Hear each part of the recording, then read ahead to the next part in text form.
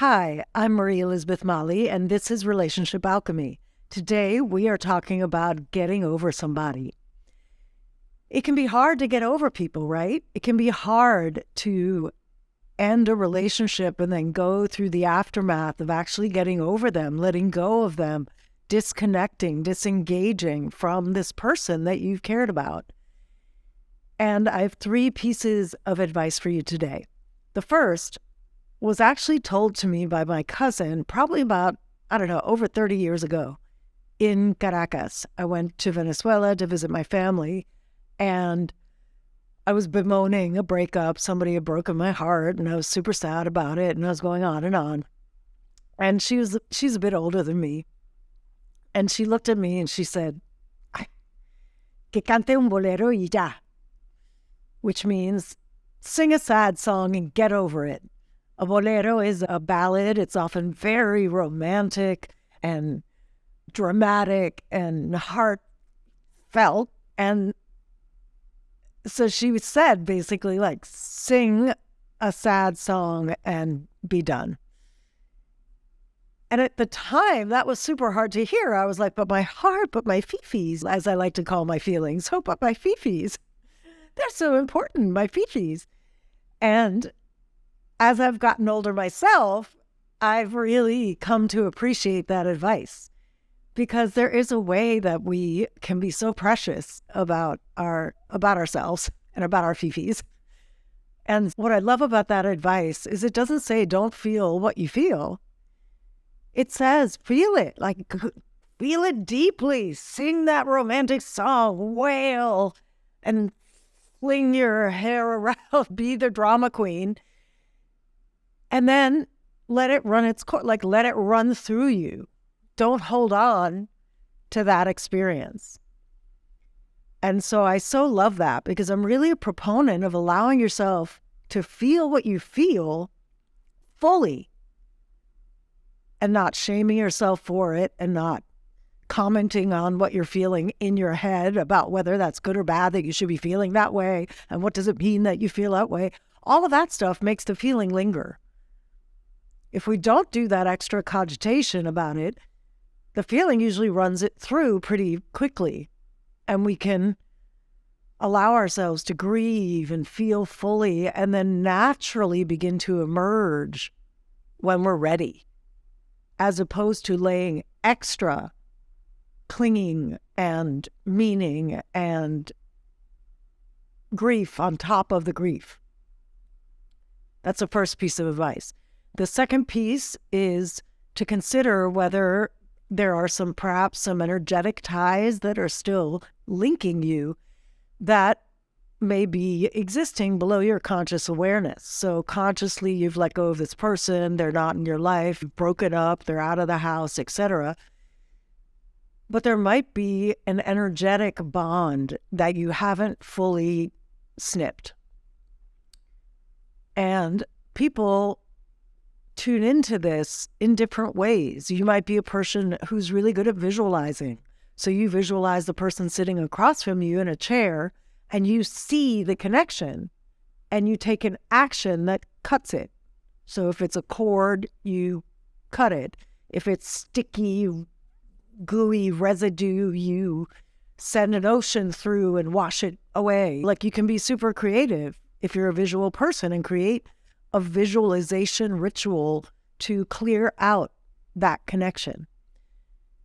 If you're more of a sensory person, more kinesthetic person, you might close your eyes and feel that person and feel if there is still a bond. And again, create some kind of energetic felt ritual that severs that energetic connection. Now, you have to be ready to do this.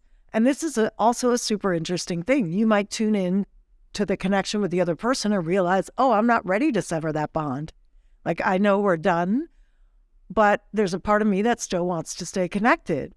Well, then you have a choice to make. Like, you can stay connected and know that's what you're choosing and not linger and pine and refuse to get over the relationship because you want to hang on to this connection.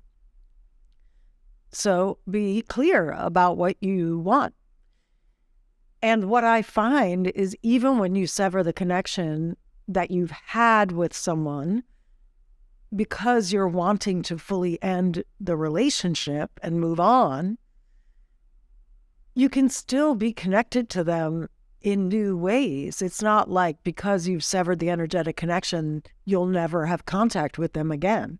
It just means you're severing that particular way you connected when you were in a relationship together, which it likely behooves you to end so that you can move on.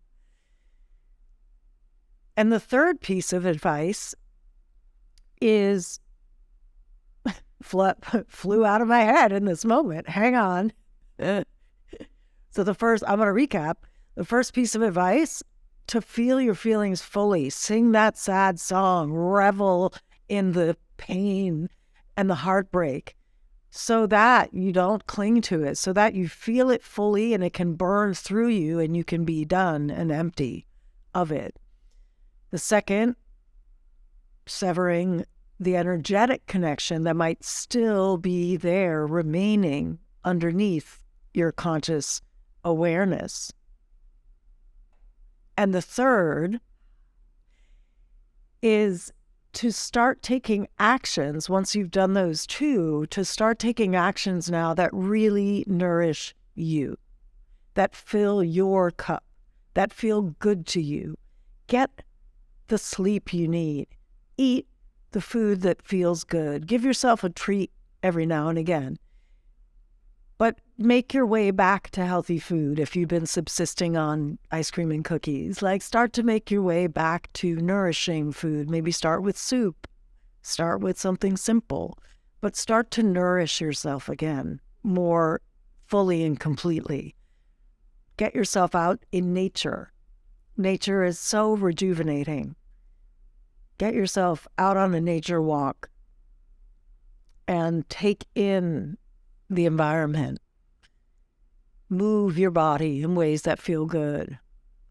Start really taking actions for you that fill you up, and that will also help with the transition back into your life, essentially, from out of the breakup cave.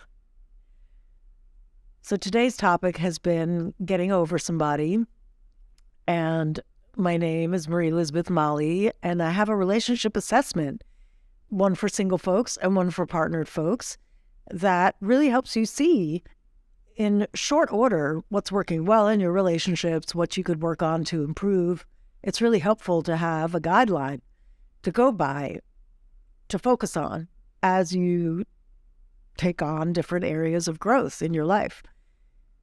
So go check that out. The link is down in the show notes for both the single and the partnered one. And there's also more information about ways we can connect. I have a free Facebook group as well, Sexy, Wealthy, Loving, and Wise for women. You're invited to come join my group, and I do trainings in there and stuff like that. Yeah. Thank you so much for listening today. And remember that a great relationship starts with you.